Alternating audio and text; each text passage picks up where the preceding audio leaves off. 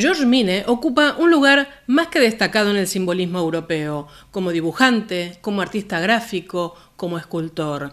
El medio de la escultura hace evidente otras formas de simbolismo.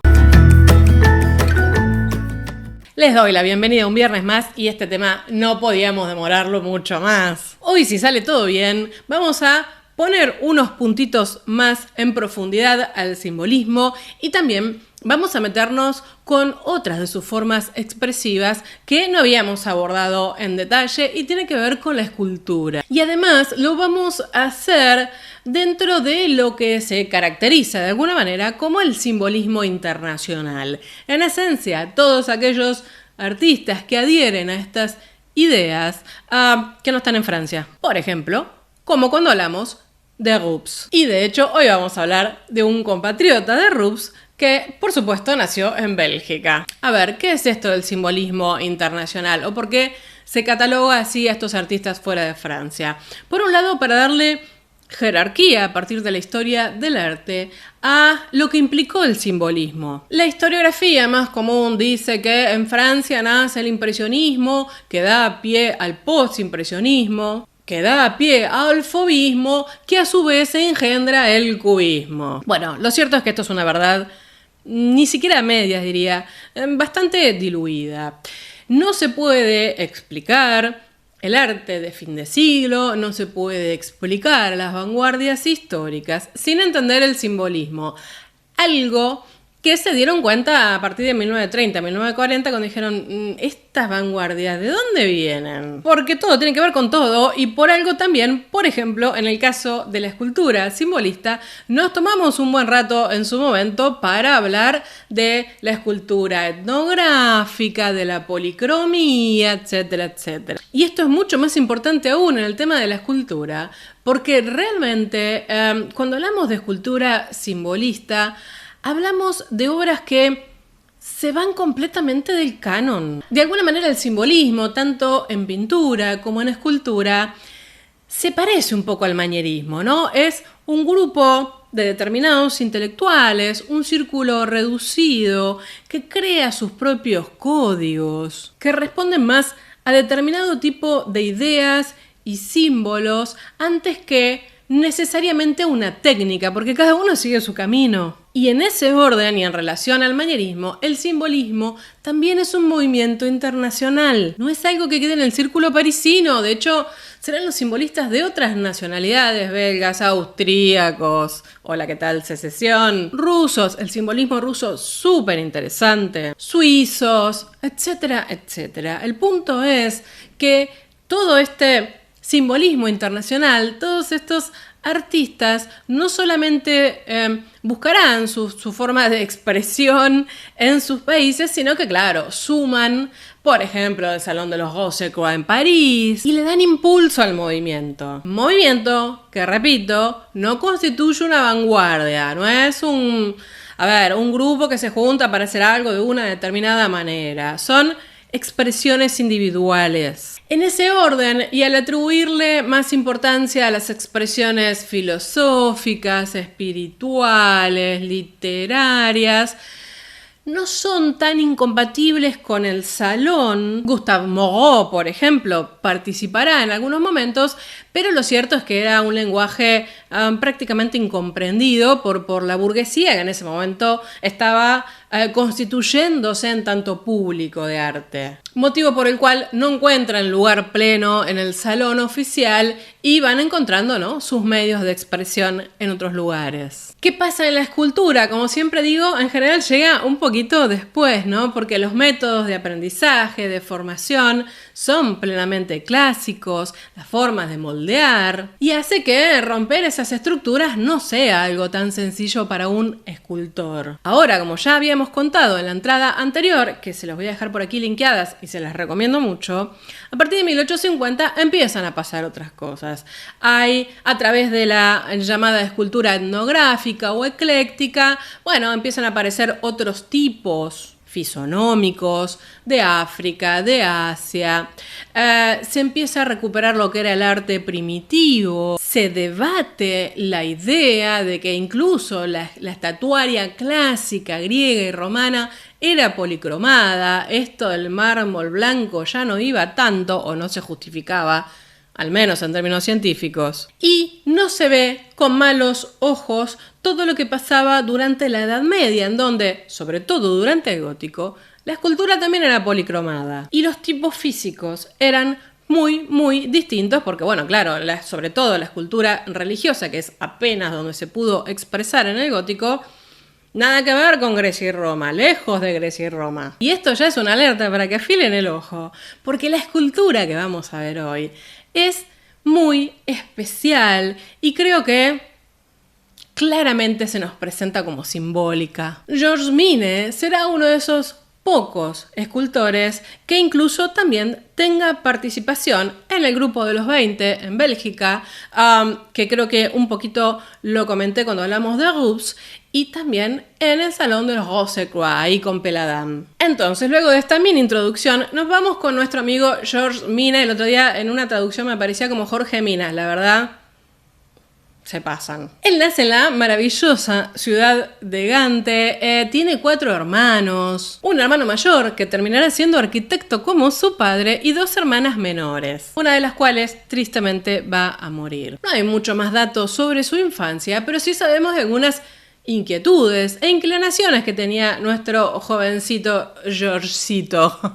Parece que durante su infancia, al ir a una escuela primaria de formación muy rígida, el pequeño no la pasó bien. Tenía un carácter más bien retraído, hacía que se cerrara sobre sí mismo, que trabajara mucho más con su imaginación. Lo cual, como ustedes imaginarán, se canalizó muy fuertemente a través del dibujo, al punto que en un momento él abandona la escuela primaria y se va a la Academia de Bellas Artes de Gante a formarse. Años después, en la misma academia, él se matricula para tomar clases de pintura. Algo que realmente los padres de Mine no apoyaron para nada, no querían saber con esta idea artística del hijo. De hecho, deseaban para él lo mismo que para su hermano mayor, y era la profesión del padre, que es que fuera arquitecto. De hecho, Georges Mine se llega a inscribir como arquitecto, algo que durará, para estudiar, ¿no? Algo que durará poquísimo. Rápidamente, para ganarse la vida, él empieza a trabajar muy fuertemente en lo que era la decoración o estatuaria monumental. Hay documentación de algunas obras que hizo hacia 1880 y algo, pero lo cierto es que no quedaron. Luego de eso, y ahora les explico cómo vamos a hacer el recorrido de su obra, él también se matricula en Bruselas para seguir su formación y le irá tan bien y será un tipo realmente a nivel artístico tan destacado que incluso él impartirá clases de dibujo en la Escuela de Bellas Artes de Gante. Lo que les propongo hacer es un recorrido relativamente cronológico. Hay un apartado hacia el final que tiene que ver con la escultura religiosa, y este recorrido relativamente cronológico lo vamos a ir mechando con algunos puntos biográficos que de alguna manera explican cómo él logra su estilo. Entonces, en el año 1886, la carrera de Georges Mine da un vuelco completo. Deja la Academia de Bellas Artes de Gante y se pone un estudio ahí en el centro histórico y empieza a trabajar en la búsqueda de su estilo, en tratar de encontrar un nuevo lenguaje para la escultura que no sea el que él mismo había aprendido, es decir, el académico, el neoclásico. Entonces, madre que llora a su hijo muerto del año 1886, que por cierto está en el MSK, en el Museo Real de Bellas Artes de Gante. Esta es una de sus primeras obras maestras y ya vemos que logra algo completamente por fuera del canon establecido.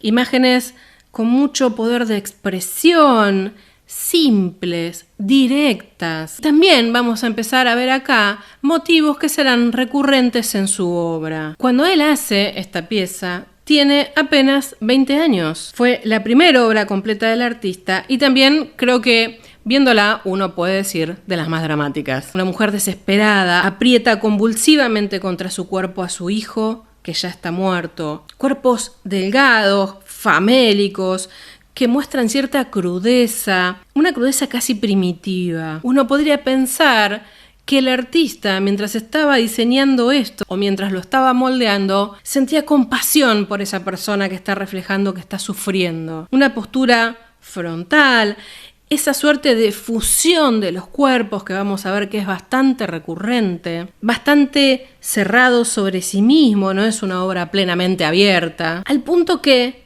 si no fuera por las libertades expresivas que se toman en esos cuerpos, parece una obra realista. Olvídense acá de Renacimiento, de neoclasicismo, imposible relacionarlo con eso. Mine acá, ya en sus primeras obras, sienta su mirada radicalmente opuesta, su mirada crítica sobre el idealismo académico y también, hay que decirlo, se escapa del realismo social. Porque lo que vemos acá, más bien, es una forma expresiva casi abstracta. Porque el tema elegido es un tanto abstracto, es pensar en un sentimiento a partir de esa escultura de bulto que uno ve. En ese sentido, es un lenguaje simbólico, tiene otro tipo de iconografía detrás. Y esto también será un tema bastante recurrente. Por ejemplo, en esta obra de Madre protegiendo a sus hijos, ¿no? La idea de la maternidad, de los niños, del cuidado, de la enfermedad, de la muerte,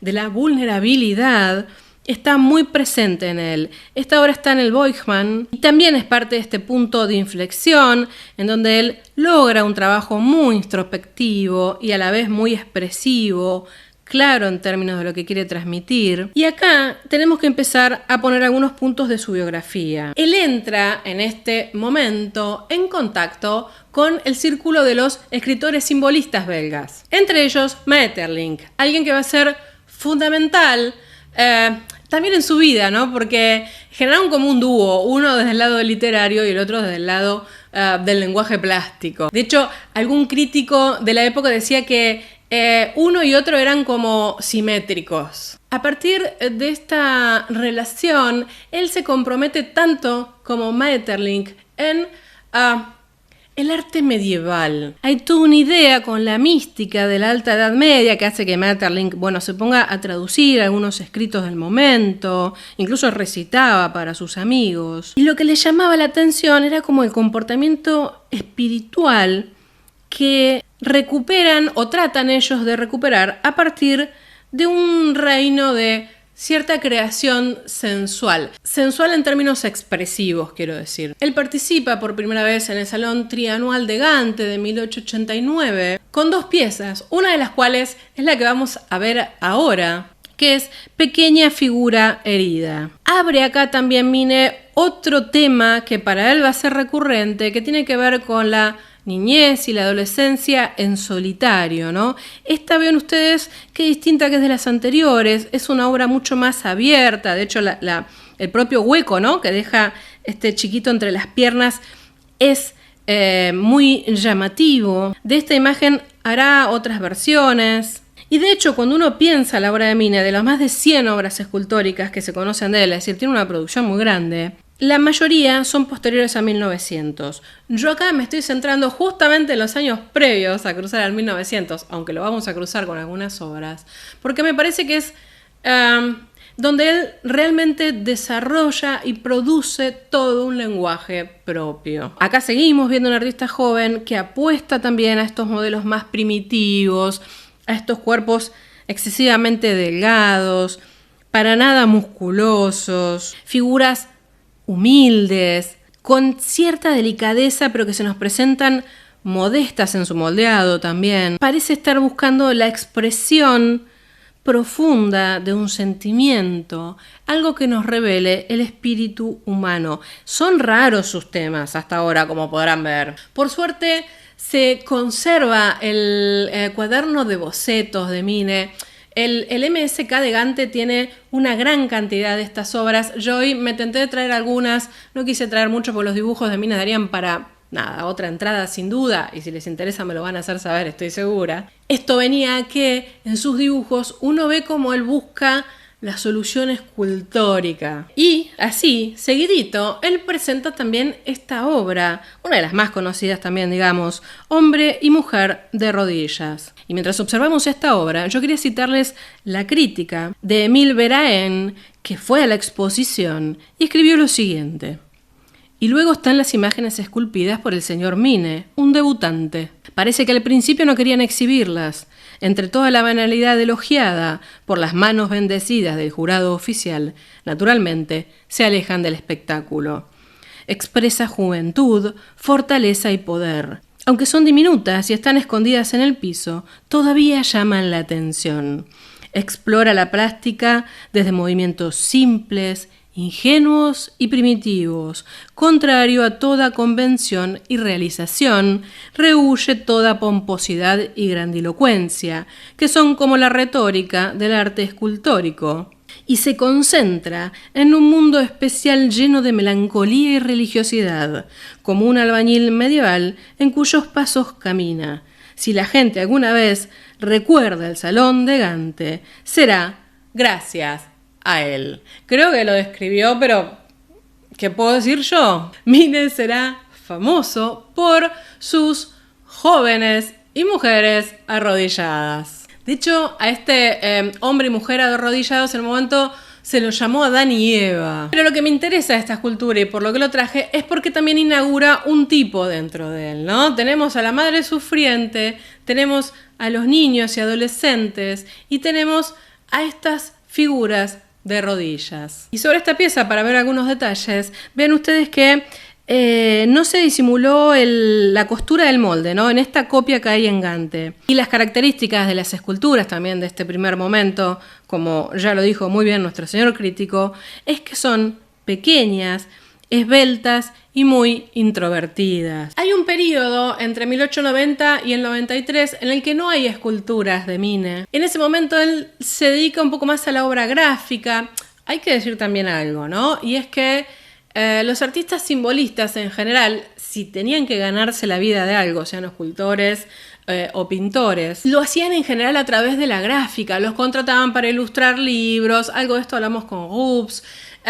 Se ganaban la vida de esa manera, trabajando para periódicos, haciendo dibujos para periódicos y ese tipo de cosas, porque sus obras no se vendían, no tenían un público, a no ser que fueras Gustave Moreau, que te sobrara el dinero, era como muy difícil si no vivir de esto. En este momento, aún así, él empieza a esbozar una serie de ideas que se van a hacer frecuentes nuevamente en su tipología que tienen que ver con los adolescentes. Por ejemplo, este adolescente 1 que está en el Getty Center. Es interesante esta obra porque vuelve a una figura abierta, ¿no? Es un niño que de alguna manera expone desafiante su cuerpo desnudo y esbelto, pero a su vez el contraste, ¿no? El contraste dramático, cruza los brazos de manera protectora, su rostro queda oculto, sería angustiante, estaría desesperado. Ese contraste me parece fabuloso porque uno logra ver la representación de los músculos tensos, de la carne tensa,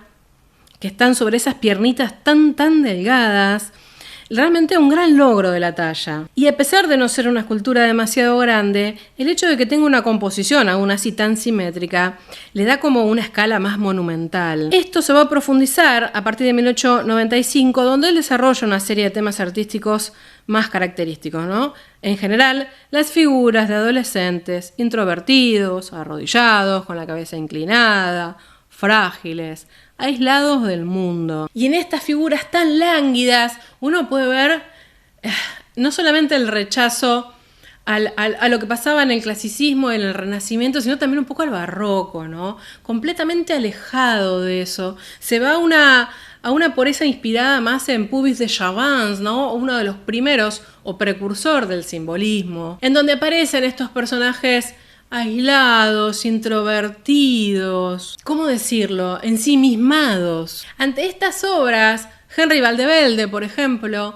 y otros miran a Mine, le echan el ojo y lo empiezan a difundir, ¿no? En Francia, en Alemania, en Austria. En este momento, ya hacia 1892, justamente cuando él empieza a exponer en el Salón de los 20. En realidad creo que participa una sola vez, si yo no me equivoco. Creo. Pero estoy diciendo lo correcto, si no le pongo ninguna corrección acá es porque es así. Él busca, decía yo, más contacto con el mundo artístico de Bruselas. Pero tiene como esta cosa ambivalente, ¿no? Porque a la medida que hace eso también después se retira a vivir alejado. Quiero decir, es un artista con una personalidad bastante particular. Siguiendo esta línea, y lo anticipo un poco, quiero que veamos este hijo pródigo. Un tema bastante abundante en el momento, sobre todo porque, bueno, la sociedad era bastante, por un lado, prejuiciosa con la juventud y por otro lado, bueno, había mucho agite, ¿no?, entre los jóvenes. Él, a través de esto, sigue con esta temática de los jóvenes, de los adolescentes. Para cuando presenta esta obra, él ya está instalado en Bruselas. Y nuevamente, la recurrencia a las emociones fuertes. Quiero decir, parece como una reconciliación feroz, ¿no? Un abrazo en el que se funden y, bueno, no casi ni vemos la cabeza del hijo. Es como que no sabemos si lo que quiere representar es que el hijo en esta vuelta realmente está perdiendo todo lo que había logrado ser. La verdad que es bastante extraño. Acá algunos empiezan a ver esta forma tan audaz, mucho más modelada o modelada de una manera completamente distinta por la influencia de Rodin en Mine, ¿no? Hay que decir la verdad, Mine admiraba muchísimo la capacidad extraordinaria que tenía Rodin. Cuando hablamos de Rodin, tratamos de tocar un poco más su momento o su idea simbolista, que terminó derivando en este escandalete de la estatua de Balzac. Y bueno, Rodin era un modelo a caballo entre el simbolismo, abriendo paso, al igual que Mine en Bélgica, al expresionismo. Estas figuras a mí me parecen fantásticas porque se ven como delicadas, primitivas, pero a la vez tienen una fuerza, una intensidad.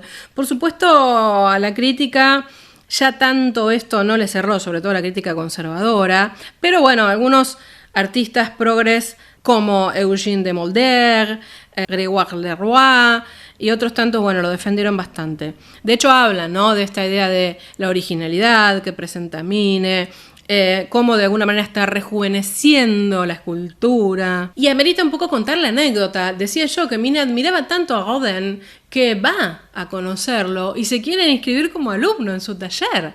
Cuando Rodin ve las obras de este tipo, dice: yo ya no le puedo enseñar nada por más que sea un joven artista. Y ahí es como que Mine sigue abundando en estas formas así un tanto retorcidas, complejas, como por ejemplo este hombre con odre de agua, que a mí honestamente me parece fascinante. Creo que es una de mis esculturas favoritas de él. Como ya les comenté, Mine, en este momento, al estar en Bruselas y matricularse en la Academia de Bellas Artes de allí, bueno, recibe una asignación estatal como artista, con lo cual esto ayuda un poco a su situación precaria. Piensen que en este momento ya estaba casado, tenía hijas gemelas, tuvo muchos hijos. Y ahí es cuando él decide alejarse a una villa, a las afueras, que era más económica. Tiene tifus, casi no sale, pero bueno, logra recuperarse.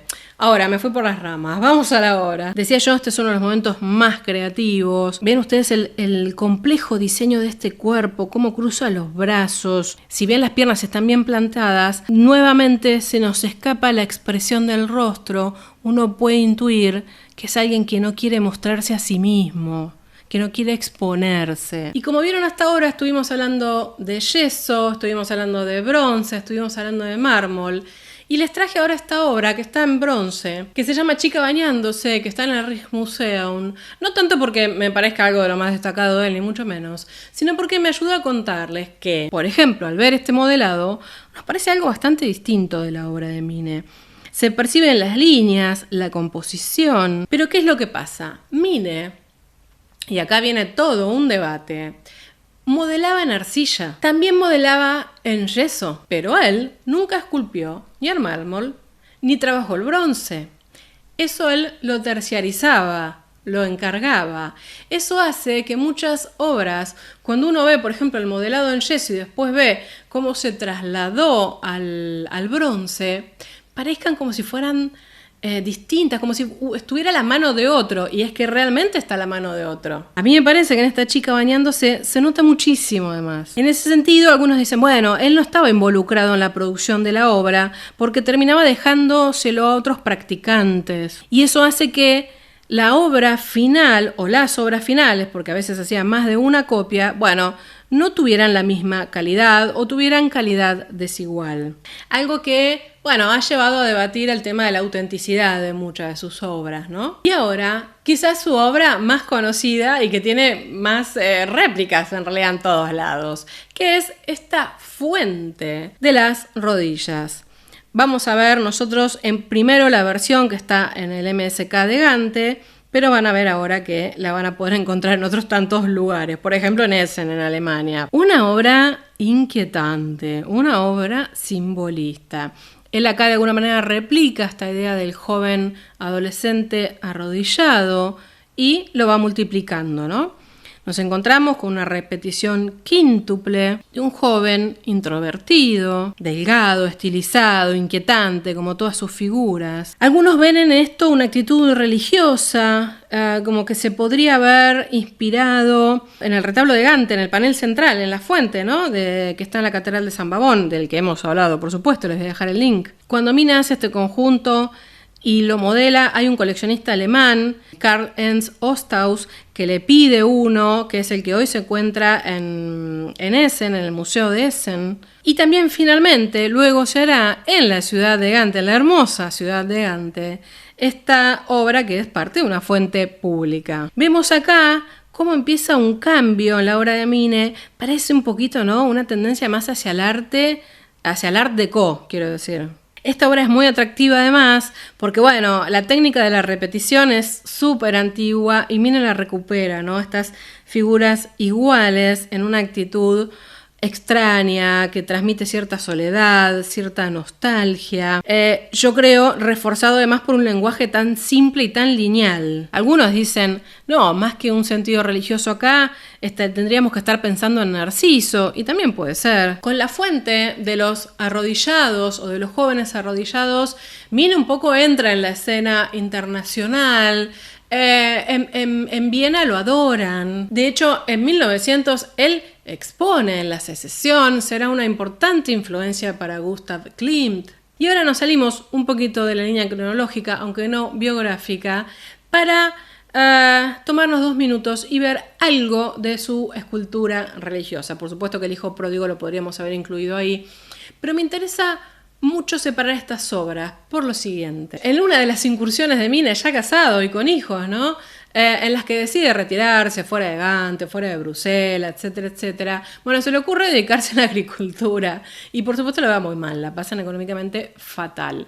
Para poder retomar actividad y vivir de algo, él empieza a hacer escultura religiosa.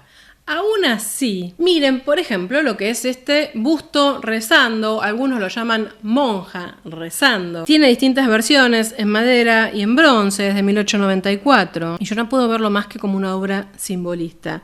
Me parece tan inquietante, me parece tan expresivo el lenguaje visual que pone acá, y me parece además tan medieval, que lo que podemos intuir acá es algo que se va a repetir, por ejemplo, en este Juan Bautista, y que se va a repetir también en algo mucho más inquietante para mi gusto, que son estas 3 santas mujeres en la tumba. Si vemos a Juan el Bautista y a esta monja rezando, bueno, son como los más cercanos entre sí, ¿no?, en tipos, posición de la cabeza, de las manos. Él se nota que se esforzaba mucho en buscar una forma expresiva.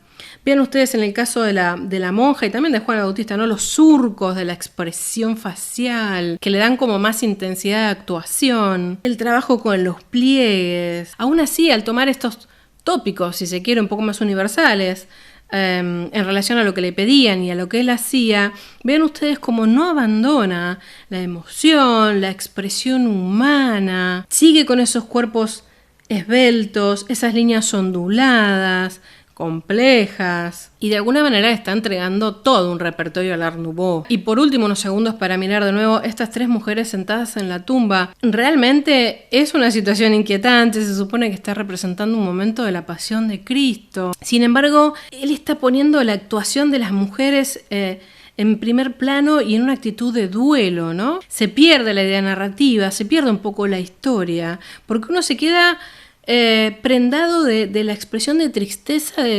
humana que hay aquí. Y sí, claro, y el concepto se remonta al tipo de los llorones medievales que abundaban. ¿Y qué pasa cuando se va a expresiones más conocidas? Bueno, pensemos, porque todos tenemos una piedad en la cabeza, ¿qué es lo que hace Mine? Y mientras lo observamos y vamos sacando nuestras propias conclusiones, los acompaño con unas palabras de Carol van de Westnigne. Pequeñas esculturas, monumentalmente grandes, cerradas, rebosantes de madura emoción, de sufrimiento interior, de tranquila consideración, fijadas en su simplificación de forma y llenas de ricas divisiones de superficie. La naturaleza se simplifica, por así decirlo, y el cuerpo aparece prolongado y erguido en gestos torpes. Sin embargo, qué ritmo excepcional de superficies y líneas, también en las representaciones contorsionadas del cuerpo, como esto lleva la expresión a un alto poder. Porque Mine de ninguna manera busca la línea hermosa, el equilibrio equilibrante, la belleza clásica y la admiración cómoda. Hay un poder maravilloso, difícil de explicar en las esculturas de Mine, en las figuras arrodilladas, en las figuras rígidas, inclinadas, a izquierda y derecha. Yo creo que en Mine hay una espiritualidad moderna, situada en la mística medieval, algo que encaja fuertemente con los tipos de la vanguardia. Para quienes Mine representa de alguna manera algo lo suficientemente moderno como para revivir o hacer renacer al gótico. Cuando cambiamos de siglo, Mine un poco cambia también su forma, se acerca más a las artes nuevas, ¿no? Al Art Deco, al Art Nouveau. Y por ejemplo tenemos este Cristo, yo traje también algunos dibujos en donde se nota cómo él va buscando nuevas expresiones, manteniendo ciertas líneas un poco más puras, menos retorcidas, si se quiere. Porque él parece, después de 1900, ya no tener el mismo impulso creativo. Si bien él nunca dejó de recibir encargos, de hecho es el momento en el que un poco su obra se hace conocida y empieza a recibir mucha demanda, pero bueno, solía recibir encargos y copiar cosas que ya había hecho y parecía no tener tanto entusiasmo. Él entra hacia 1910, según sus biógrafos e historiadores que se han dedicado a un poco a su trayectoria artística, decía, entra a partir de 1910 como una suerte de crisis de estilo. Y ahí es cuando él se corre un poco hacia un enfoque realista. Tenemos que pensar qué es lo que se viene perfilando y qué es lo que pasa después.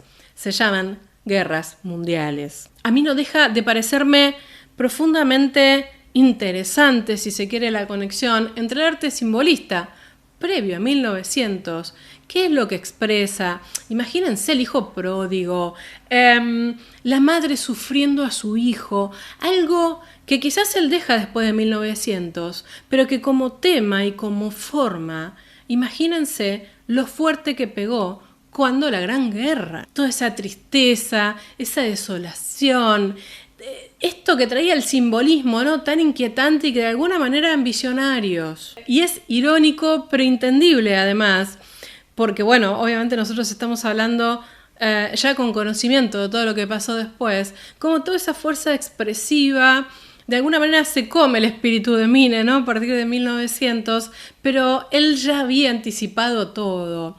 Será justamente a inicios del siglo XX donde el coleccionismo alemán, como ya dije también el vienés, el austríaco, hacen de Mine uno de sus escultores favoritos, éxito que no tendrá en Francia, pero es cierto que en todas las... no me sale la palabra, exposiciones. En todas las exposiciones que se hacen hasta antes de la Primera Guerra Mundial en ciudades alemanas, él tiene presencia. Berlín, Múnich, Düsseldorf, etc. De los 8 hijos que tuvo, cuando estalla la guerra, 3 tienen edades para estar en el frente. Un poco a causa de la guerra y sufriente y angustiado por esta situación, él se retira a las afueras, ya no vive más en ciudad, tiene ahí una pequeña granja, abre una escuela de dibujo y de escultura donde él enseña. Se moverá hacia un estilo mucho más realista, Lo cierto es que, bueno, él en un momento también pasa unos años exilado en Gales por cuenta de esto de la guerra. Y ya en el periodo de entreguerras, a pesar de que él siempre un poco dudó de su estilo,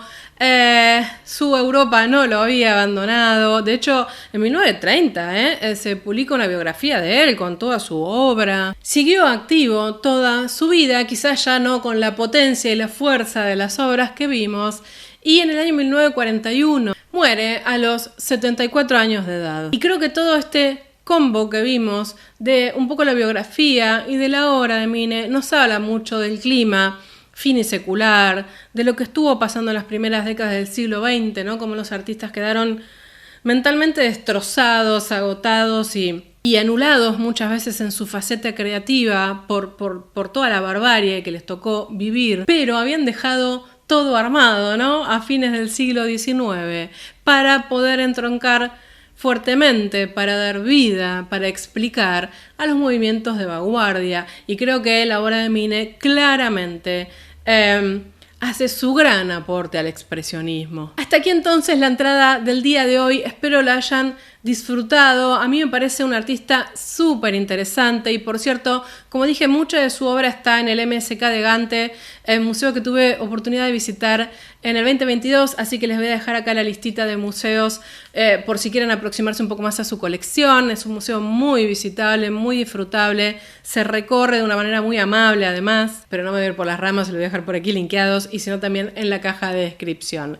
Entonces, ya vamos cerrando esta entrada, nos vamos a encontrar el próximo viernes. Si les gustó este contenido, no olviden de regalarme un like para apoyarlo, de suscribirse al canal, de pasar ahí por la página web a también registrarse, así los invitamos a las próximas charlitas de café con arte. Tienen mis redes sociales en donde todos los fines de semana hacemos nuestras famosas trivias y entonces nos vemos la próxima semana. Adiós.